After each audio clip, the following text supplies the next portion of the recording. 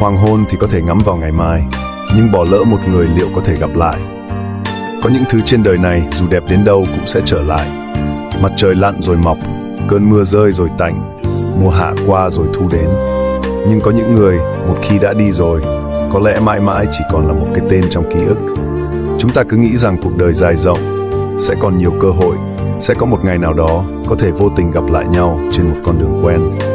Nhưng đâu ai biết được, có những cái ngoảnh mặt đi chính là lần cuối cùng. Có những lời muốn nói nhưng lại ngại ngần giữ lại, để rồi sau này chỉ có thể tự hỏi, giá như hôm ấy mình can đảm hơn một chút. Người ta hay nói, có duyên sẽ gặp lại, nhưng liệu duyên có mạnh hơn sự vô tâm của con người, hay chỉ là một lời an ủi để che đi sự nuối tiếc? Bầu trời hôm nay vẫn đẹp như những ngày cũ, chỉ là thiếu đi một người từng đứng cạnh bên. Hoàng hôn ngày mai vẫn rực rỡ, nhưng bóng hình ấy liệu còn có quay về?